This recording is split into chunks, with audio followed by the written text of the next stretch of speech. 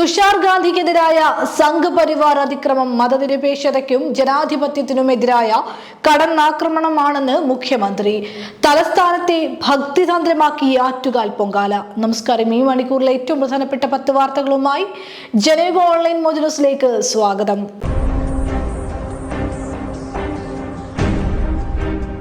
തുഷാർ ഗാന്ധിക്കെതിരായ സംഘപരിവാർ അതിക്രമം രാജ്യത്തിന്റെ മതനിരപേക്ഷതയ്ക്കും ജനാധിപത്യത്തിനും എതിരായ കടന്നാക്രമണമാണെന്ന് മുഖ്യമന്ത്രി പിണറായി വിജയൻ. അഭിപ്രായ സ്വാതന്ത്ര്യത്തെ ഹനിക്കുന്ന നടപടി ജനാധിപത്യ സമൂഹത്തിൽ അനുവദിക്കാനാവില്ല. ഇത്തരം പ്രവണതകൾക്കെതിരെ നിയമപരവും ജനാധിപത്യപരവുമായ നടപടിയുണ്ടാവും. കേരളത്തിലെത്തുന്ന ദേശീയ അന്തർദേശീയ വ്യക്തിത്വങ്ങളുടെ വഴി തടയുന്നത് പോലുള്ള നീക്കങ്ങൾ അനുവദിക്കില്ലെന്നും മുഖ്യമന്ത്രി വ്യക്തമാക്കി.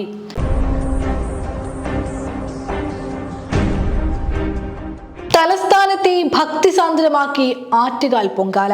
ആറ്റുകാൽ ക്ഷേത്രത്തിൽ പൊങ്കാല നിവേദിച്ചതോടെ നഗരത്തിൽ വഴിനീളെ ഒരുക്കിയ പൊങ്കാല കലങ്ങളിലും പുണ്യാഹം തളിച്ചു. ആറ്റുകാൽ ദേവിക്ക് പൊങ്കാല നിവേദിച്ച ശേഷം ഭക്തലക്ഷങ്ങൾ മടങ്ങുകയായി.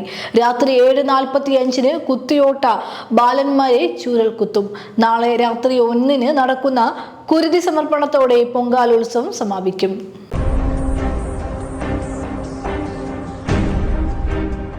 കേരളീയ പൊതുസമൂഹത്തിൽ ദലിത് കീഴാള വിഭാഗങ്ങളുടെ ഉന്നമനത്തിനും ഭൗതിക ശാക്തീകരണത്തിനുമായി ജീവിതം ഒഴിഞ്ഞുവെച്ച് പോരാടിയ ചിന്തകനും എഴുത്തുകാരനും സാമൂഹ്യ പ്രവർത്തകനുമായിരുന്ന കെ കൊച്ചു അന്തരിച്ചു. 76 വയസ്സായിരുന്നു. കേരളത്തിലെ ദലിത് പോരാട്ടങ്ങൾക്ക് രാഷ്ട്രീയമായ ഉൾക്കാഴ്ച നൽകുകയും തെരുവിലും ആൾക്കൂട്ടങ്ങളിലും ഭൗതിക സൈദ്ധാന്തിക സാംസ്കാരിക മേഖലകളിലും സോഷ്യൽ മീഡിയയിലും അടക്കം പലതരം സമരമുഖങ്ങൾ തുറക്കുകയും നിരന്തരം ഇടപെടലുകൾ നടത്തുകയും ചെയ്ത കെ കൊച്ച് ഏറെ നാളായി ക്യാൻസർ രോഗത്തെ തുടർന്ന് ചികിത്സയിലായിരുന്നു. പാലിയേറ്റീവ് ചികിത്സയ്ക്കിടയിലാണ് വിട പറഞ്ഞത്.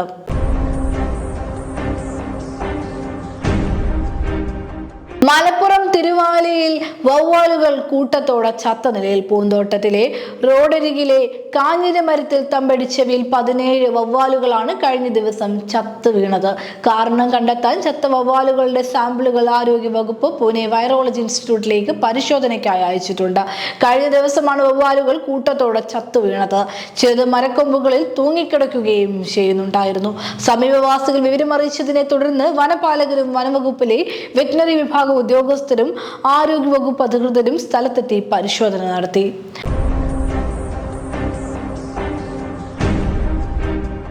തകഴിയിൽ അമ്മയും മകളും ആലപ്പുഴ കൊല്ലം പാസഞ്ചർ ട്രെയിനിന് മുന്നിൽ ചാടി മരിച്ചു. തകഴി കേളമംഗലം തെക്കേടം വീട്ടിൽ പ്രിയ മകളും 10ാം ക്ലാസ് വിദ്യാർത്ഥിനിയുമായ കൃഷ്ണപ്രിയയുമാണ് മരിച്ചത്. വിയപുരം പഞ്ചായത്തിലെ ഹെഡ് ക്ലർക്കാണ് മരിച്ച പ്രിയ. ഇവർക്ക് മലപ്പുറത്തേക്ക് ട്രാൻസ്ഫർ ആയിരുന്നു. ഇതിനിടെയായിരുന്നു ദാരുണ സംഭവം ഉണ്ടായത്.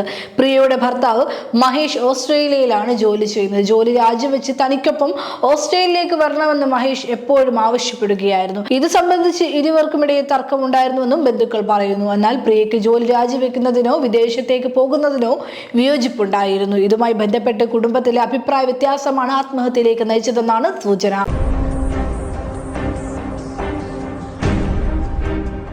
ബഹിരാകാശ രംഗത്ത് പുതുചരിത്രം എഴുതിയ ISRO SpaceX ദൗത്യത്തിന്റെ ഡോക്കിംഗ് വിജയകരമായി പൂർത്തിയാക്കി. നേരത്തെ ബഹിരാകാശത്ത് വെച്ച് ഡോക്കിംഗ് നടത്തി കൂട്ടിയോജിപ്പിച്ച SDX-01 XDX-02 ഉപഗ്രഹങ്ങളെ തമ്മിൽ വേർപിരിക്കുന്ന പ്രക്രിയയാണ് വിജയകരമായി പൂർത്തീകരിച്ചത്.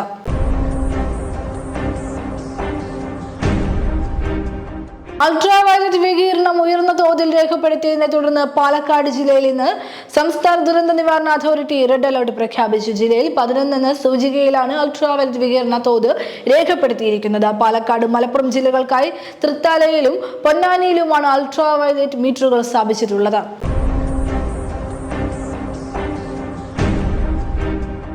സ്വർണ്ണക്കടത്തിന് പിടിയിലായ കന്നഡ നടി രമ്യ റാവുവിനെതിരായ CID അന്വേഷണ ഉത്തരവ് കർണാടക സർക്കാർ പിൻവലിച്ചു. തിങ്കളാഴ്ച ഇറക്കിയ ഉത്തരവാണ് പിൻവലിച്ചത്. കേസിൽ രമ്യ റാവുവിന്റെ രണ്ടാനച്ഛനും കർണാടക പോലീസ് ഹൗസിംഗ് കോർപ്പറേഷൻ DGPയുമായ രാമചന്ദ്ര റാവു IPSഉം പോലീസ് കോൺസ്റ്റബിൾ ബസവരാജും ആരോപണ വിധേയരായ സാഹചര്യത്തിലായിരുന്നു കർണാടക സർക്കാർ അന്വേഷണം പ്രഖ്യാപിച്ചത്.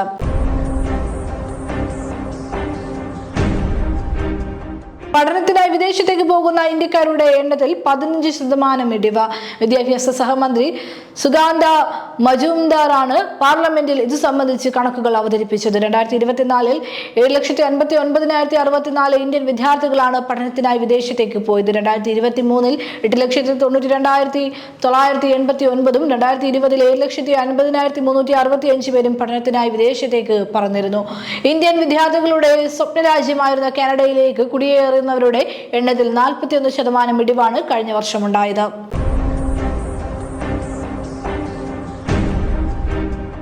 യൂറോപ്പിൽ നിന്നുള്ള മദ്യത്തിന് 200% തീരുവ ചുമത്തുമെന്ന ഭീഷണിയുമായി US പ്രസിഡന്റ് ഡൊണാൾഡ് ട്രംപ്. അമേരിക്കയിൽ നിന്നുള്ള മദ്യത്തിന് അധിക തീരുവ ചുമത്തുമെന്ന് യൂറോപ്യൻ യൂണിയൻ അറിയിച്ചതിന് പിന്നാലെയാണ് ട്രംപിന്റെ തിരിച്ചടി. 50% തീരുവ ചുമത്തുമെന്നായിരുന്നു യൂറോപ്യൻ യൂണിയൻ അറിയിച്ചത്. ട്രൂത്ത് സോഷ്യലിലെ പോസ്റ്റിലാണ് ട്രംപ് ഇക്കാര്യം അറിയിച്ചത്.